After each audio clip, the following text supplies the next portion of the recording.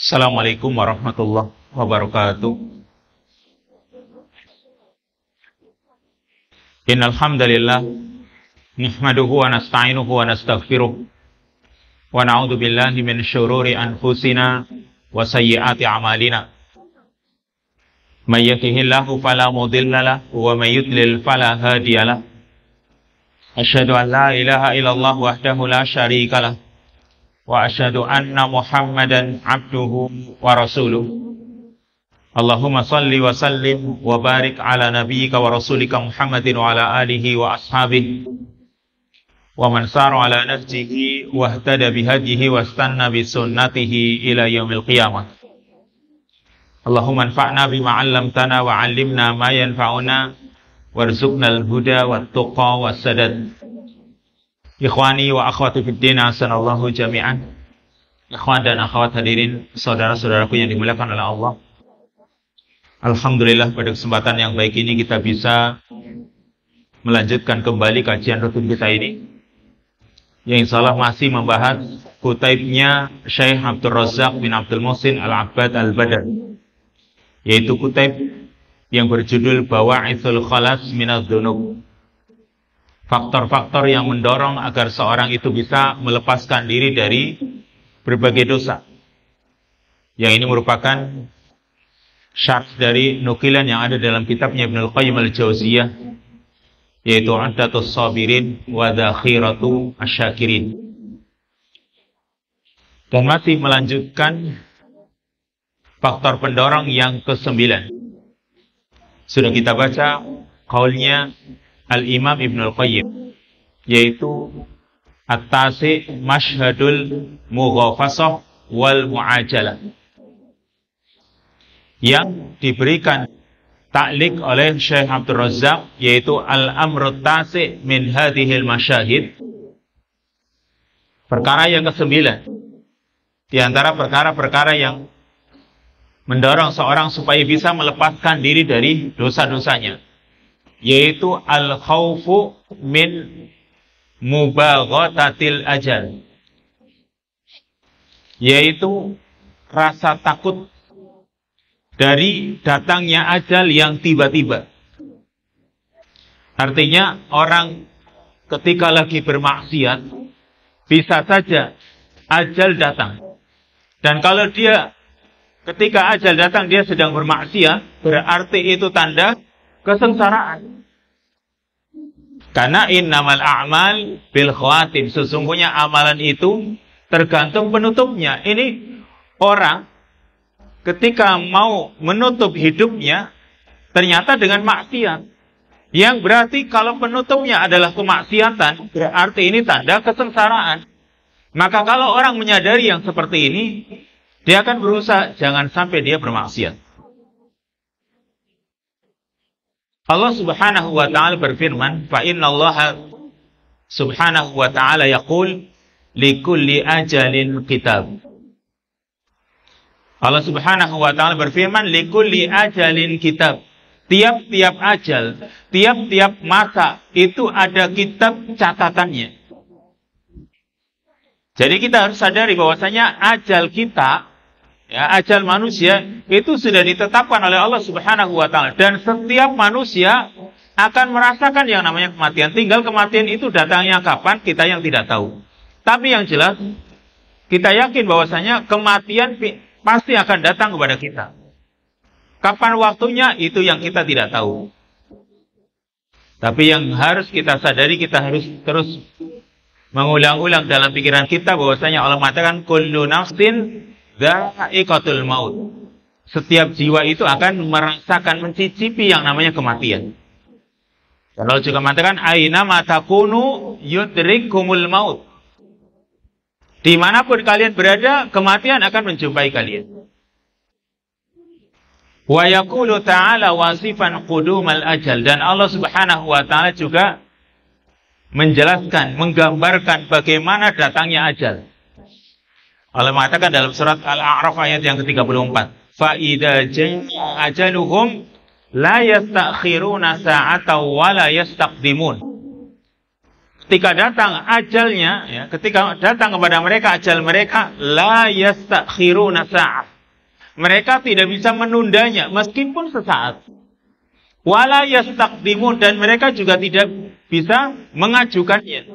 Menunda gak bisa, mengajukan juga gak bisa. Kalau Allah Subhanahu wa ta'ala belum tetapkan ajalnya. Tapi kalau Allah sudah tetapkan ajalnya, maka dimanapun manusia berada, kematian pun akan datang atau akan mendatanginya. Sehingga dikatakan di sini, fal insan la yadri mata tafja'uhul maniyah. Manusia itu tidak tahu kapan dia akan dikagetkan dengan kematiannya. Wa rubbama dhanna wa huwa fi halil quwwah wasyabab annahu ya'ishu sinin tawilah fala yash'ur illa wal maut dahamahu faj'ah. Manusia tidak tahu ya kapan kematian itu akan datang dengan tiba-tiba.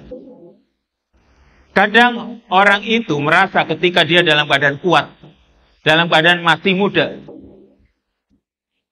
Ini kan tidak ada yang menjamin ketika orang itu sekalipun masih muda dan masih kuat. Tidak ada yang bisa menjamin. Annahu ya'ishu sinin, bahwa dia akan hidup bertahun-tahun lamanya. Atau hidup dengan waktu yang akan panjang. Fala yash'ur illa wal mautu dahamahu fajah. Maka orang itu tidak merasa, orang itu tidak menyadari, kecuali kematian itu akan datang kepadanya dengan tiba-tiba. Dan contoh-contoh yang nyata yang ada di sekitar kita itu sangat banyak. Kita bisa melihat, menyaksikan keadaan orang-orang yang masih muda. Ternyata dia sudah meninggal dunia. Kan banyak kita jumpai. Allah Subhanahu wa ta'ala menerangkannya di sini bukan hanya sekedar menerangkan tanpa bukti. Buktinya banyak, bukan cuma ada. Banyak sekali di sekitar kita. Mungkin kadang kita katakan ketika ada orang yang dia masih muda, masih kuat, ternyata ajal menjemputnya, mungkin dalam hati kita, ini orang belum pantas mati. Gitu. Karena Pak, masih muda. Dan kalau kita memperhatikan yang lain, bukan manusia juga sama. Hewan, tumbuhan, tanaman juga sama. Orang melihat tanaman yang ada. Mungkin orang memperhatikan tanaman yang ada, misalnya padi misalnya.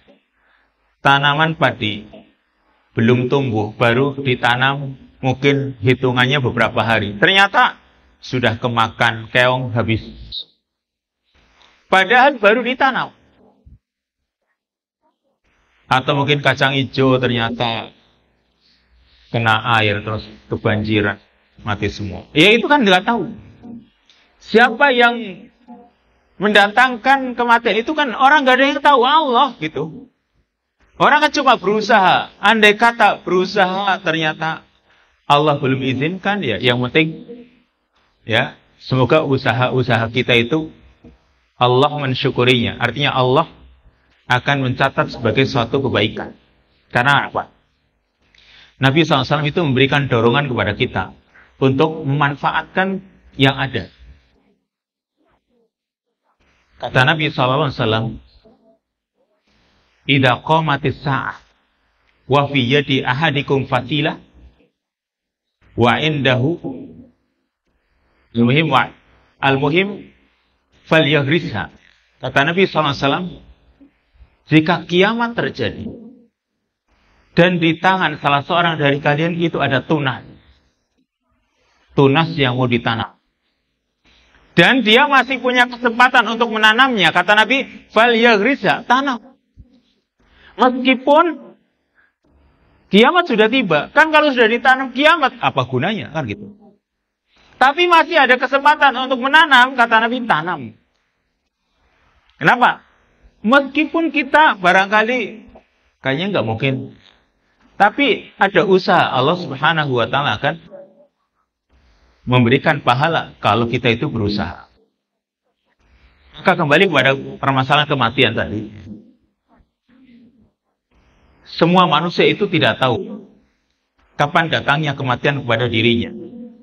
Dan ingat, kematian itu akan datang dengan tiba-tiba. Maka jangan sampai ketika kematian datang kita sedang bermaksiat. Berarti solusinya manfaatkan kesempatan yang ada untuk melakukan hal-hal yang manfaat, terutama manfaat dunia dan akhirat. Wa kana sahabiyul jalil Ibnu Umar radhiyallahu anhu yaqul, "Idza amsayta fala tantadhiris sabah wa idza asbahta fala tantadhiril masa." Jika kamu berada di sore hari, janganlah kamu menunggu waktu pagi. Kalau memang bisa dilakukan di sore itu, kenapa harus nunggu waktu besok? Kan gitu. Kenapa harus nunggu hari esok? Kalau bisa dilakukan di sore hari itu, nggak usah nunggu waktu pagi yang akan datang. Wa idza asbahta fala tantadhiril masa. Dan jika kamu berada di pagi hari, maka jangan kamu menunggu waktu sore. Kalau memang itu bisa dilakukan di waktu itu. Kecuali kalau memang harus dilakukan, misalnya dia berada di pagi hari. Itu nggak mungkin dilakukan kecuali di sore hari ya. Itu harus nunggu. Tapi kalau masih bisa dilakukan di pagi hari, karena kan untuk waktu sore hari orang nggak tahu apa yang akan terjadi pada dirinya. Sehingga manfaatkan kesempatan. Sehingga Ibnu Umar pun melanjutkan, ini kalimatnya Ibnu Umar ya. Idza amsayta fala tantadhiris sabah wa idza asbahta fala tantadhiril masa. Lalu beliau mengatakan wa khudh min sihhatika limaradika wa hayatika limautika. Manfaatkan waktu sehatmu untuk menghadapi sakitmu. Dan manfaatkan hidupmu untuk menghadapi kematian.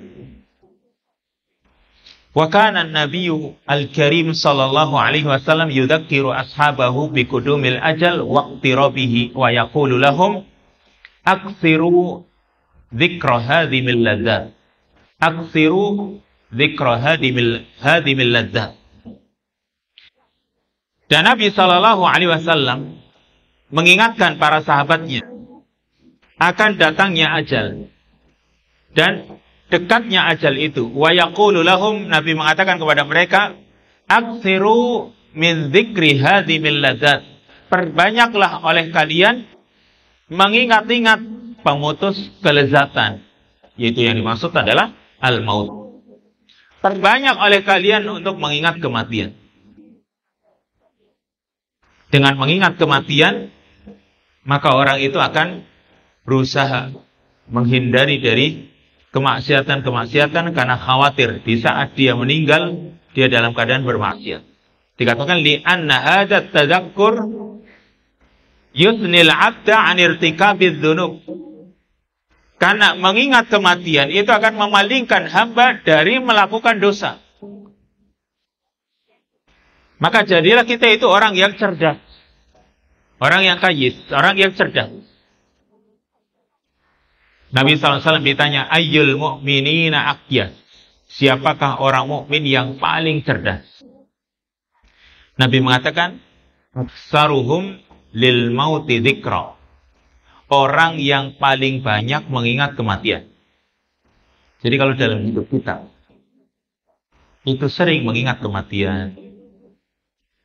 Kematian itu yang akan datang itu kita bagaimana dalam kehidupan sehari-hari. Pokoknya dalam aktivitas sehari-hari itu sering mengingat kematian. Ini adalah orang yang giat, orang yang paling cerdas. Aksaruhum lil mauti dzikran. Juga wa asyadduhum isti'dadan lahu. Orang yang paling bersiap-siap menghadapi kematian. Jadi kalau kita itu selalu siap siaga menghadapi kematian, kan berarti orang itu punya siapan. Saya berusaha untuk menambah ibadah saya. Kemudian meninggalkan maksiat. Untuk mempersiapkan diri menghadapi kematian. Maka kata Nabi SAW, ulaikal aqyas. Itulah orang-orang yang cerdas. Kalau kita itu ingin menjadi dikatakan orang yang cerdas, ya perbanyaklah mengingat kematian ini. Nabi SAW pun memerintahkan kita. Jadi kalau kita itu misalnya dalam kehidupan sehari-hari, mungkin naik kendaraan. Kita nggak tahu bahwasanya mungkin saja ketika kita naik kendaraan, mungkin saja kematian datang kepada kita dengan tiba-tiba. Kalau kita ketika berkendaraan misalnya, itu ugal-ugalan, yang berarti matinya mati konyol kan gitu.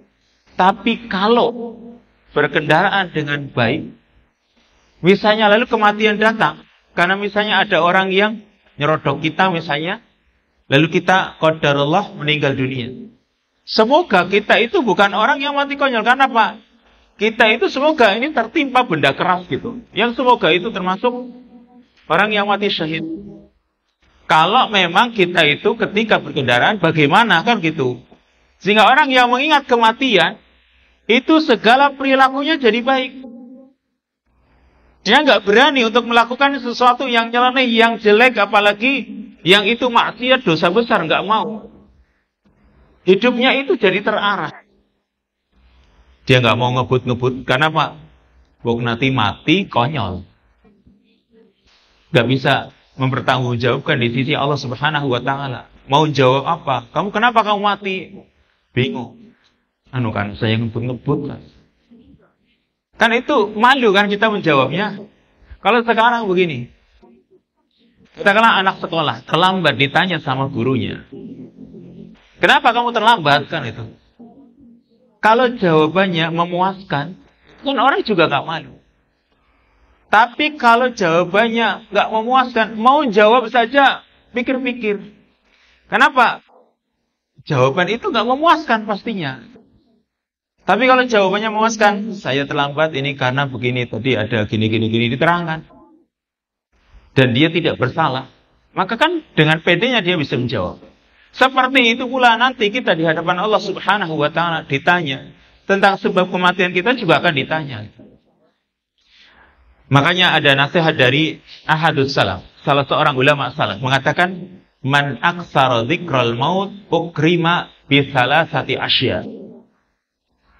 Orang yang memperbanyak mengingat kematian, dia akan dimuliakan dengan 3 perkara. Apa itu? Pertama, takjilut taubah. Dia akan menyegerakan taubatnya. Ini satu. Karena dia banyak mengingat kematian, dia akan menyegerakan taubatnya. Dia sadar akan mati kan segera bertaubat. Sehingga dirinya terdorong. Kalau begitu saya segera taubat. Yang kedua, wa qana'atul qut. Yaitu dia akan qana'ah dengan makanan yang dia makan setiap harinya. Dia akan punya sifat qana'ah. Karena ini sebentar lagi kita juga akan mati. Makanan itu enaknya juga paling-paling cuma sebelum tenggorokan kan gitu. Kalau sudah masuk ya sama saja. Makanan segini kalau memang kita syukurin soal itu manfaat. Qanaahnya itu besar. Kenapa? Mengingat kematian. Juga wanasyatul ibadah, semangat dalam beribadah. Kalau orang itu selalu mengingat kematian, ibadahnya juga semangat. Tapi kalau tidak, lah gimana dia mau beribadah? Sadar dengan mati juga enggak. Dia enggak sadar bahwa dia akan berbekal ketika menghadapi kematian. Ini karena enggak sadar, dia enggak akan berbekal. Tapi kalau sadar, dia akan berusaha untuk berbekal. Sehingga dia pun akan semangat dalam ibadah. Sebaliknya, wa man nasiyal maut uqiba bisalasati asya. Orang yang melupakan kematian, dia pun akan dihukum dengan 3 perkara. Yaitu pertama, taswifut taubah. Dia akan menunda-nunda taubat. Nah, dia enggak mengingat kematian. Wa tarkir ridho bil kafaf, dan dia tidak akan mahrido dengan kecukupan yang dirasakannya. Serta wattakasul alal ibadah, dia juga akan merasa malas atau bermalas-malasan untuk beribadah. Ini yang ke-9, yaitu al-khawfu min mubaghatatil ajal, rasa takut dari datangnya ajal dengan tiba-tiba. Kalau orang menyadari hal ini, insya Allah dia akan berusaha untuk meninggalkan kemaksiatan atau dosa-dosanya.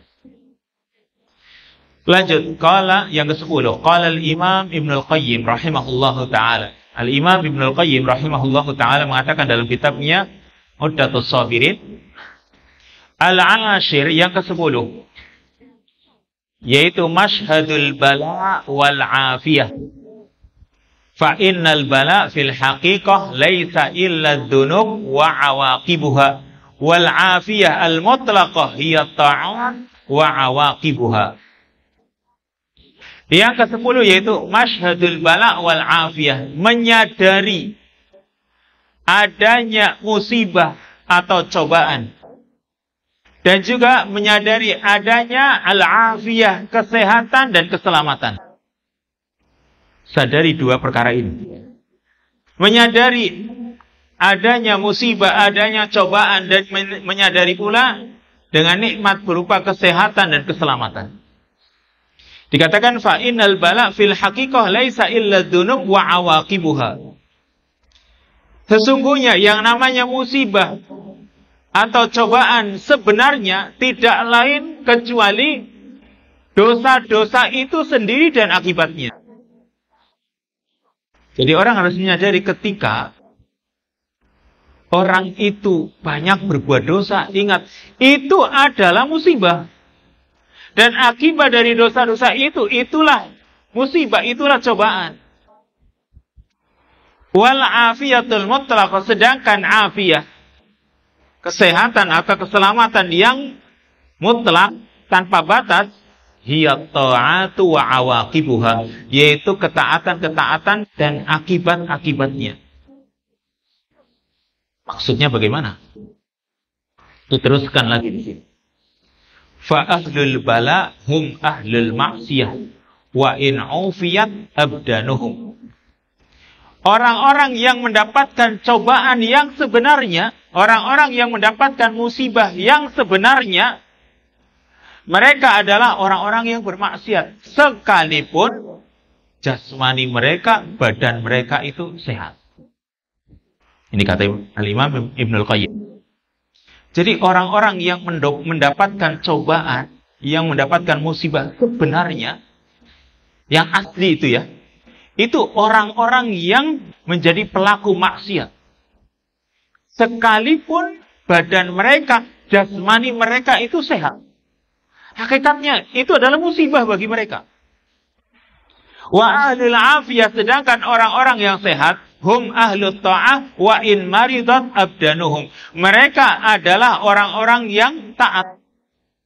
Jadi orang-orang yang sehat yang sebenarnya, mereka adalah orang-orang yang gemar melakukan ketaatan.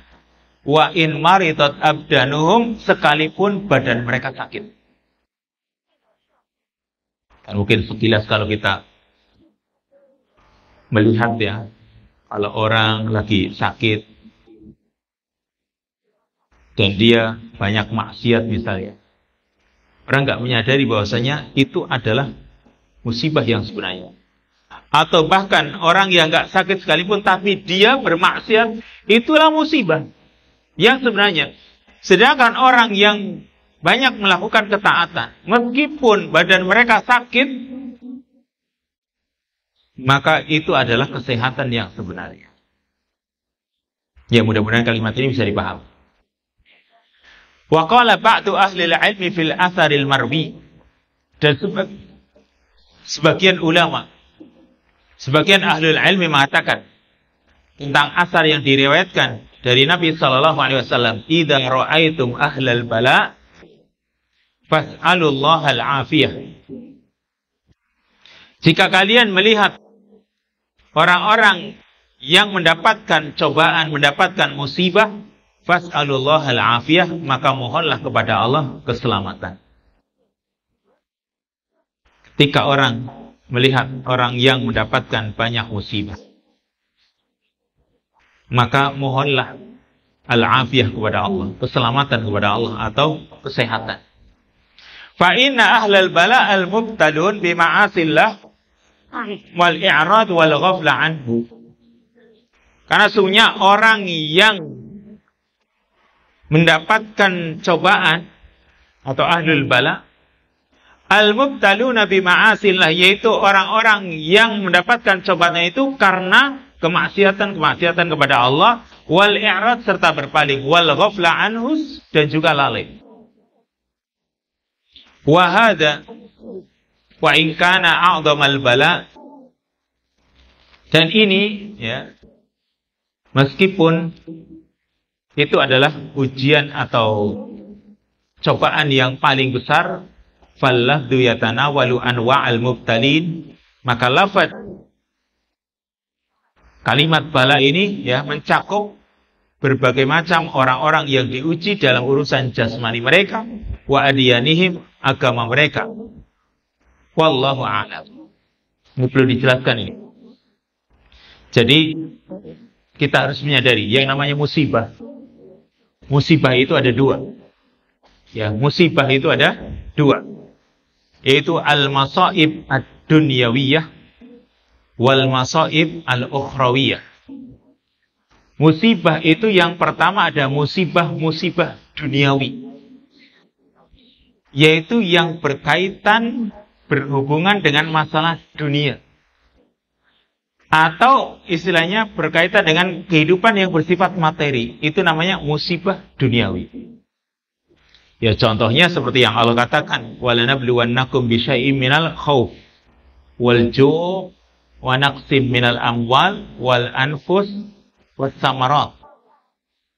Ya, Allah katakan dalam surat Al-Baqarah, sungguh kami uji kalian, kami berikan cobaan kepada kalian. Bisyai'im minal khauf, ada rasa takut, wal ju', kelaparan, wa naqsim minal amwal, dan terkurangi harta, dan juga jiwa raga, was samarat, serta buah-buahan.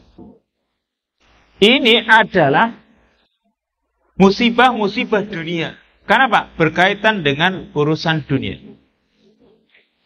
Lalu ada musibah yang kedua, dan ini yang parah, jangan sampai kita tertimpa musibah ini, yaitu al-masaib al-ukhrawiyah.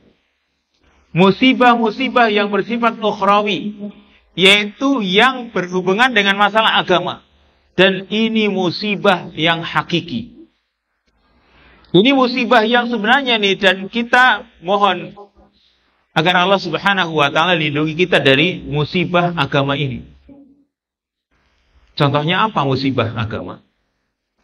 Ya, ulangi lagi, kalau tadi musibah dunia, orang itu terkurangi hartanya, gagal panen, atau mungkin jadi musibah-musibah yang menimpa dirinya, menimpa anaknya, menimpa keluarganya, menimpa rumahnya barangkali, ya, intinya hartanya.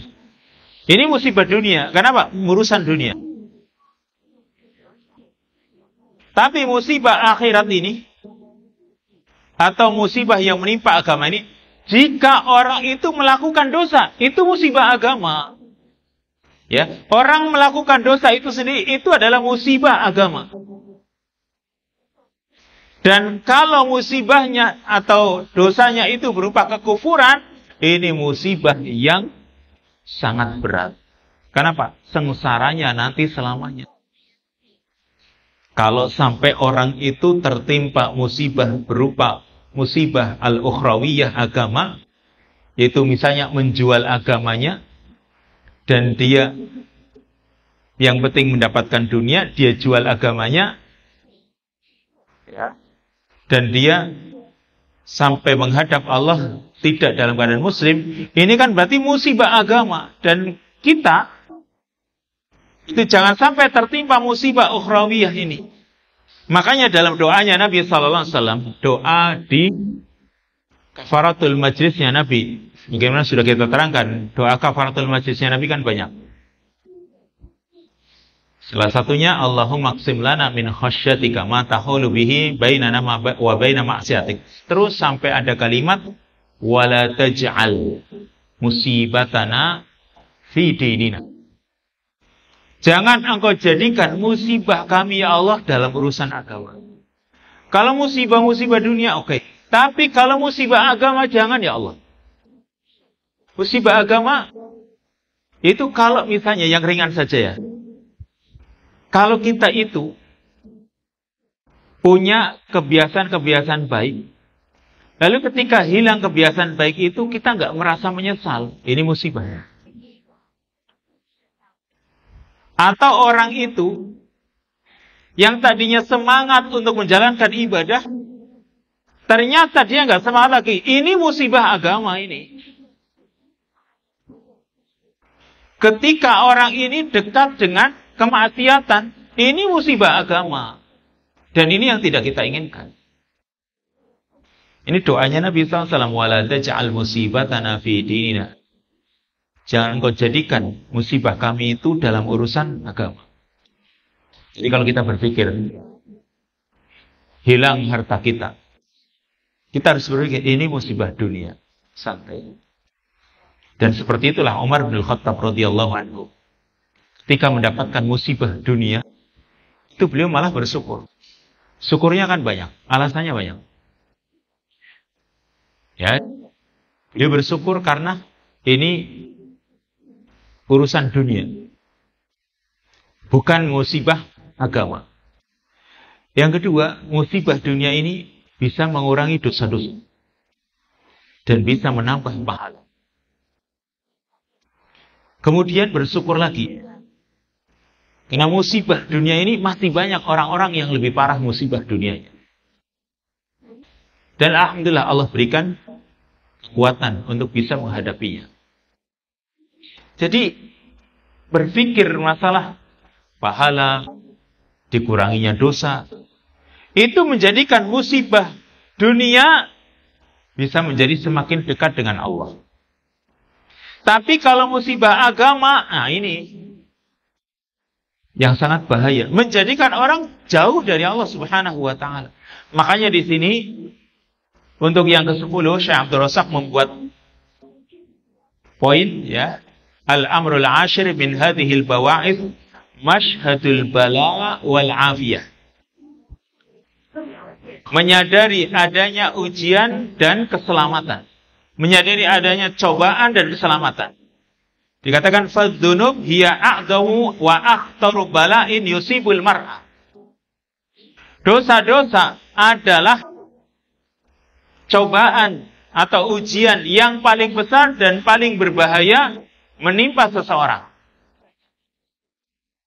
Kalau orang itu melakukan dosa, ingat, ini musibah yang besar. Tadi sudah diterangkan. Karena ini adalah musibah agama. Wal afiyatul mutlaq, sedangkan afiyah, kesehatan, keselamatan yang mutlak, innama hiya fi ta'atillah, yaitu di dalam menjalankan ketaatan kepada Allah. Wal bu'ti 'anid dzunub, menjauh dari berbagai dosa. Wallahu 'azza wa jalla qad qasamal bala biqadarin wal 'afiyah biqadar. Dan Allah 'azza wa jalla telah membagi ujian atau cobaan itu dengan takdirnya, ya, atau bencana dengan takdirnya, dan juga kesehatan atau keselamatan juga dengan takdirnya. Walihada kana min a'dhamid du'a su'alullahil afiyah. Makanya di antara doa yang terbesar yaitu memohon kepada Allah al-afiyah, kesehatan atau keselamatan. Jadi al-afiyah ini perkara yang sangat kita butuhkan. Ya, afiyah atau mu'afat, kadang dalam kalimat dalam hadis-hadis Nabi ada afiyah, ada al-mu'afat. Hukum maknanya sama. Al-mu'afat atau al-afiyah artinya kesehatan, keselamatan. Dan kesehatan ini bukan cuma jasmani. Kalimat al-afiyah kan sering kita dengar dalam bahasa kita, sehat wal afiyat. Fiat apa? Afiyah itu adalah kesehatan atau keselamatan. Kalimat al-afiyah, kalimat yang singkat tapi maknanya luas. Al-afiyah yaitu jaminan keamanan dari Allah Subhanahu wa taala dan terjaga dari berbagai kejelekan, itu namanya al-afiyah. Maka di antara doanya Nabi sallallahu alaihi wasallam yang beliau ajarkan, ya, Yaitu qaulun Nabi SAW, ma min da'watin yad'u bihal abdu afdal min Allahumma inni as'alukal mu'afat fid dunya wal akhirah. Atau bisa saja kalimatnya, Allahumma inni as'alukal afiyah fid dunya wal akhirah. Ya Allah, sesungguhnya aku memohon kepadamu al-mu'afat, yaitu keselamatan tadi atau kesehatan. Fid dunya wal akhirah, di dunia dan di akhirat. Ini kalimatnya, ma min da'watin yad'u bihal abdu. Tidak ada doa yang diucapkan oleh seorang hamba, atau tidak ada doa yang diutarakan oleh hamba kepada Allah. Ini berarti kalimat ma min da'watin yad'u ini maksudnya supaya ini dibiasakan. Karena Nabi SAW tentu membiasakan doa ini. Biasa diucapkan oleh seorang hamba yang dia minta kepada Allah Subhanahu wa taala dalam setiap doanya. Allahumma inni as'alukal mu'afat fid dunya wal akhirah. Ya Allah, sesungguhnya aku memohon kepadamu keselamatan di dunia dan di akhirat, atau kesehatan di dunia dan akhirat. Kesehatan atau keselamatan, ya, ini ingin kita dapatkan di dunia dan akhirat. Ini sangat kita butuhkan. Karena orang itu tidak akan bisa hidup tenang baik di dunia maupun di akhirat tanpa mendapatkan al-afiyah atau al-mu'afat ini. Sekarang di dunia coba. Al-afiyah awil mu'afat di dunia. Kalau kita itu bisa mendapatkan keselamatan atau kesehatan. Karena al-afiyah itu kadang diartikan kesehatan. Seperti tadi sehat wal-afiyat. Kadang juga al-afiyah itu sering diartikan keselamatan. Maka anggap saja kedua-duanya kita artikan. Keselamatan atau kesehatan di dunia. Kita sangat membutuhkan. Ketika masih banyak di dunia ini kejelekan-kejelekan, kejahatan-kejahatan. Kalau kita mendapatkan al-afiyah atau mu'afat, maka kita akan terlindungi. Kalau masih banyak kejahatan misalnya. Kalau kita mendapatkan al-afiyah, itu kita akan terlindungi. Ini di dunia. Dan juga ketika kita itu mendapatkan al-afiyah, maka kita juga dalam hidup itu akan merasa cukup. Tidak meminta-minta kepada orang lain. Ini karena orang memiliki al-afiyah, keselamatan di dunia. Lalu di akhirat, karena tadi fid dunya wal akhirah, di dunia dan di akhirat. Di akhirat gimana? Di akhirat tentu selamat dari dosa-dosa kita. Dan akibat yang ditimbulkan oleh dosa-dosa ini. Karena orang masuk neraka karena sebab apa? Karena sebab dosa. Kalau masuk surga, bukan karena amalan, tapi karena Allah berikan karunia. Gitu. Sekarang masuk surga, masuk neraka. Orang itu masuk neraka karena sebab dosanya. Karena Allah itu maha adil. Seorang yang berdosa, dia banyak dosanya, lalu Allah masukkan ke neraka. Ini kan keadilan. Karena Allah nggak akan menyiksa seorang kecuali karena maksiatnya. Kalau dia nggak maksiat, Allah nggak akan mungkin menyiksa dia. Tapi karena dia bermaksiat, banyak dosanya, Allah siksa dia. Dan ini adalah keadilan, kan gitu. Dia melakukan kejahatan, satu kejahatan. Dibalas oleh Allah dengan satu kejahatan. Adil nggak? Adil gitu. Itu pun kalau Allah balas dengan kejahatan juga. Atau Allah balas dengan hukuman tadi. Maka di sini kan Allah tidak zalim.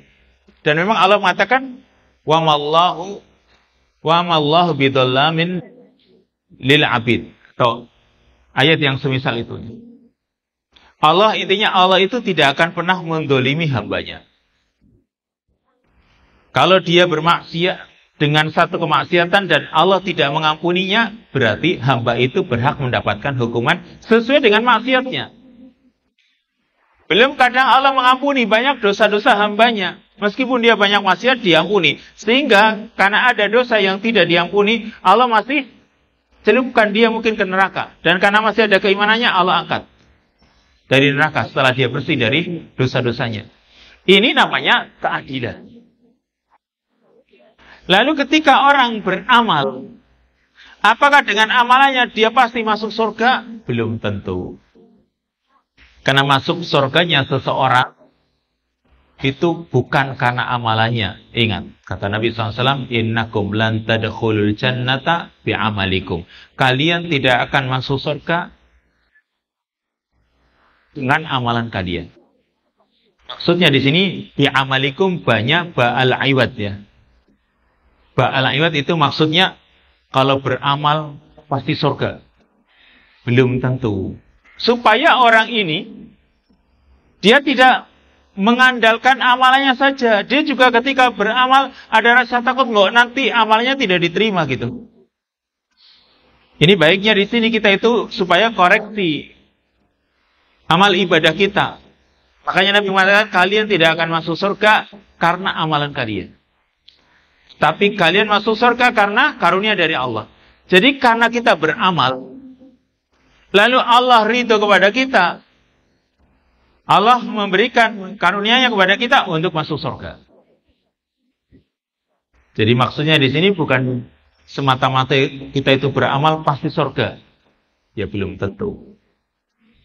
Ini maksudnya Nabi SAW mengajarkan supaya kita itu tidak tertipu dengan amalan kita yang kelihatannya besar, kok ternyata nanti misal ya, sebagaimana amalannya orang-orang munafik atau amalannya orang-orang yang melakukan amal ibadah tapi disertai dengan dosa riya. Mereka melihat amalan itu banyak dan mereka merasa itu pasti akan memasukkannya ke dalam surga. Ternyata amalan itu Allah jadikan habaan mansura, seperti debu yang berterbangan. Sehingga orang ketika mendengar kalimat-kalimat seperti ini, dia harus berusaha mengoreksi dirinya. Bagaimana ibadahnya, sudah sesuai dengan apa yang dicontohkan oleh Nabi belum, kemudian juga ikhlas apa tidak dalam menjalaninya. Ini supaya kita itu tidak 100% mengandalkan pada amalan kita untuk masuk surga. Ingat, kita beramal supaya Allah ridho. Dan kalau ridho, kita akan dimasukkan ke dalam surganya. Berarti di akhirat, orang selamat dari dosa-dosa. Ini kesehatan atau keselamatan di akhirat. Selamat dari dosa-dosa. Dan juga akibat yang ditimbulkan dari dosa-dosa tersebut. Termasuk kalau dia diselamatkan oleh Allah di akhirat, mendapatkan al-afiyah di akhirat, termasuk dia selamat dari dosa-dosa yang berkaitan dengan hak sesama manusia. Kita ketahui, dosa sesama manusia itu pasti akan ada tuntutan balas. Karena Allah tidak akan biarkan. Kalau dosa dengan Allah, dengan kemurahannya Allah bisa memaafkan, Allah bisa mengampuni. Tapi dosa sesama manusia, Allah akan tegakkan keadilan. Nah, kalau orang mendapatkan al-afiyah di akhirat, insya Allah dia juga akan diselamatkan dari dosa-dosa yang berkaitan dengan hak-hak sesama manusia. Allah selamatkan dia. Makanya Nabi SAW menganjurkan kepada kita, is'alullahal afwa wal afiyah, fa inna ahadan lam yu'ta ba'dal yaqin khairan minal afiyah. Mohonlah kepada Allah al-afwa wal afiyah, yaitu ampunan, ya, al-afu. Dimaafkannya orang dari dosa-dosa ini al-afwa. Mohonlah kepada Allah al-afwa. Maaf atau dimaafkannya dosa-dosa. Dan juga tidak disiksa karena sebab dosa-dosa tersebut. Ini berarti dimaafkan. Is'alullah al-afwa wal afiyah. Dan juga al-afiyah, keselamatan tadi. Dan ini tadi sudah diulang-ulang. Fa inna ahadan lam yu'ta ba'dal yakin khairan minal afiyah. Karena seorang tidak akan diberi sesudah keyakinan, sesudah keimanannya yang lebih baik dibanding al-afiyah, keselamatan. Berarti perkara yang pokok. Pertama al-yakin, yang kedua al-afiyah. Kalau berdasarkan hadis ini. Ya, saya ulangi hadisnya. Is'alullahal afwa wal afiyah. Mohonlah kalian kepada Allah al-afwa, bisa diartikan maaf atau ampunan. Wal afiyah, dan keselamatan. Lalu Nabi mengatakan, fa inna ahadan lam yu'ta ba'dal yaqin khairan minal afiyah. Karena seseorang tidak akan pernah diberi sesudah keyakinan yang lebih baik dari al-afiyah, keselamatan. Berarti ini dua perkara yang sangat berharga. Karena ini sangat baik. Pertama keyakinan, lalu ditambah dengan al-afiyah, keselamatan. Loh, kenapa keyakinan itu perkara yang sangat penting? Bahkan ini adalah istilahnya pemberian Allah yang sangat baik. Coba al-yakin itu apa? Al-yakin itu kan al-ma'rifatu biduni syak. Pengetahuan, ya. Mengetahui tentang sesuatu tanpa keraguan-raguan. Ini namanya yakin. Dan harus ada dalam diri kita. Ini perkara pokok untuk meraih cita-citanya kita di akhirat, karena ada keyakinan.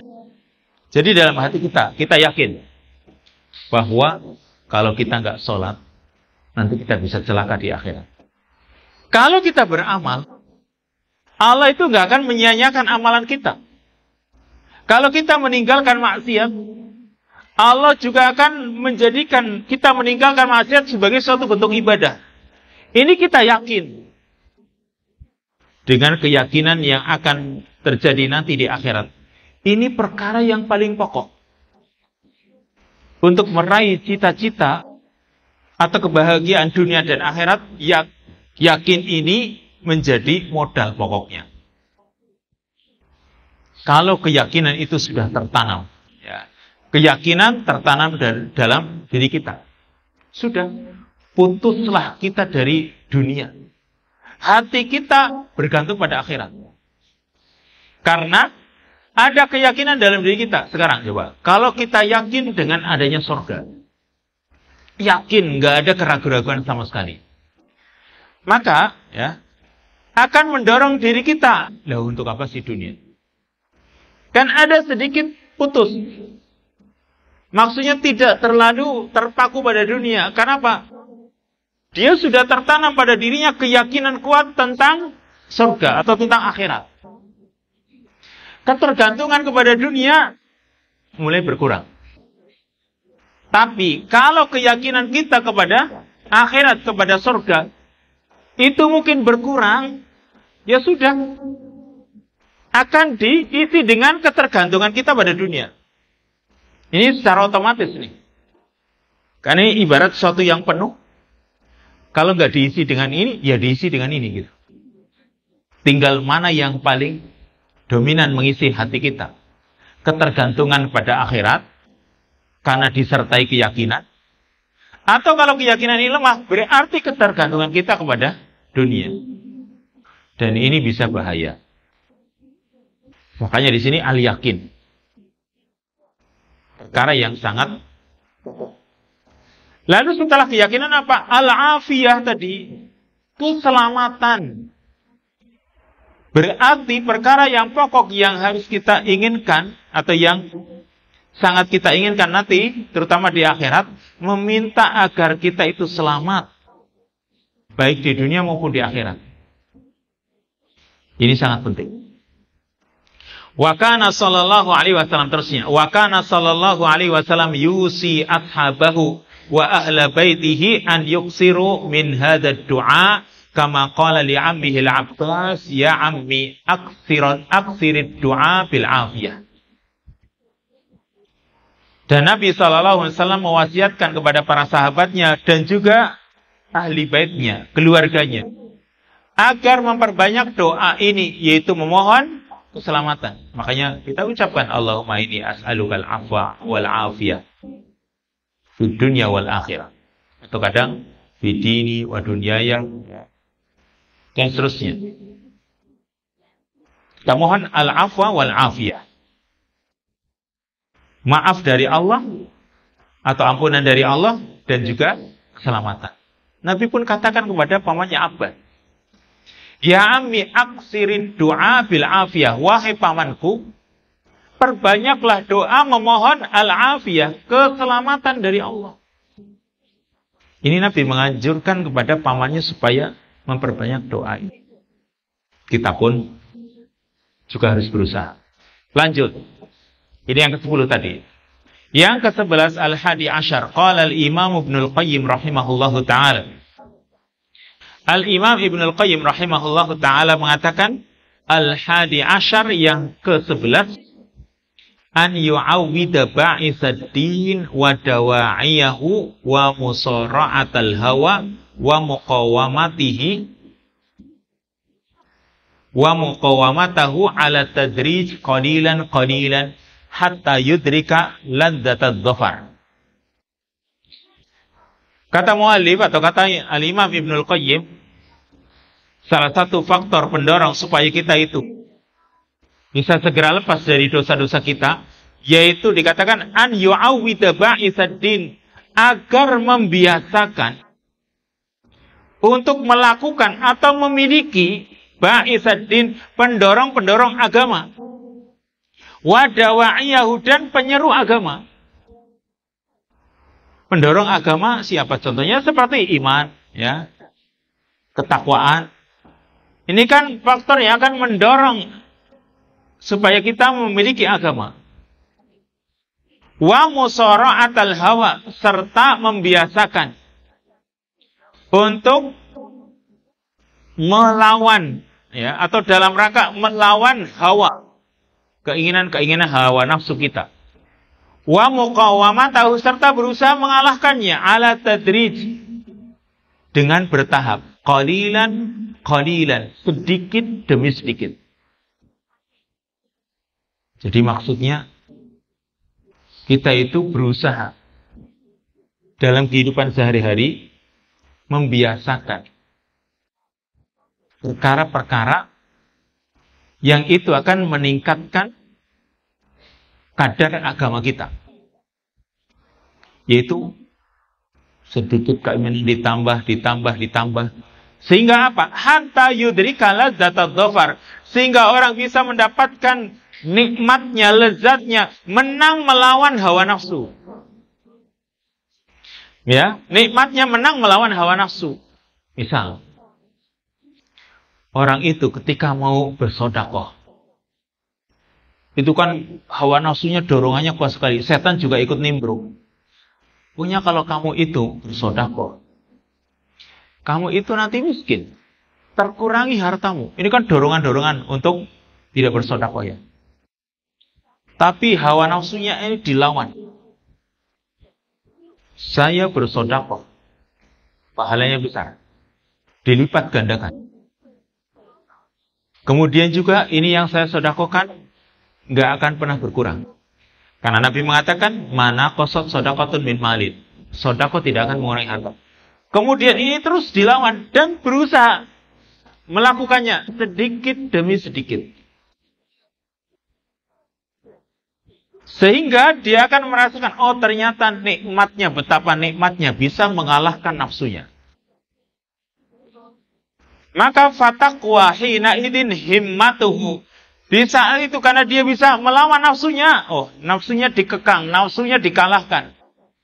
Maka di saat itu akan menjadi kuat himmatuhu, kemauan kuatnya, cita-citanya untuk meninggalkan dosa muncul. Karena dia berusaha membiasakan untuk melakukan hal-hal yang bisa mendorong atau bisa mempertebal agamanya. Fa inna man dzaqala dzata syai'in qawiyat himmatuhu fi tahsilihi. Karena sungguhnya orang yang merasakan kelezatan syai'in, ya, sesuatu, qawiyat himmatuhu, maka kemauannya akan semakin kuat. Orang mencicipi sesuatu. Ini misal, ya, makanan saja. Ada makanan. Lalu dia berusaha mencicipinya. Enak. Setelah merasakan lezat, kalau nggak lezat lain ini. Orang yang merasakan kelezatan sesuatu, mencicipinya ternyata enak. Apa yang terjadi? Dorongan untuk makan sesuatu yang tadi dicicipi enak itu langsung kuat. Misalnya begini, ini makanan, dilihat saja, bingung ini makan apa enggak ya. Jadi makan apa iya, apa enggak, itu ya makan atau enggak. Kadang belum ada dorongan. Tapi begitu merasakan, mencicipi, ternyata nikmat. Apa yang terjadi? Ini otomatis terdorong. Kalau begitu, ambilkan piring. Oh gitu. Jadi ada dorongan kuat. Maka di sini juga sama. Ketika orang itu membiasakan menjalani amalan-amalan yang berat, nanti akan bertambah kekuatan. Dikatakan di sini, wal i'tiyatu limumarasatil a'mali syaqah yazidul quwa allati tasduru anha tilkal a'mal. Membiasakan menjalani amalan-amalan yang berat, tadinya terasa berat, tapi dia biasakan. Yazidul quwa allati tasduru anha tilkal a'mal, akan menambah kekuatan yang memunculkan dorongan untuk bisa melakukan amalan-amalan tersebut.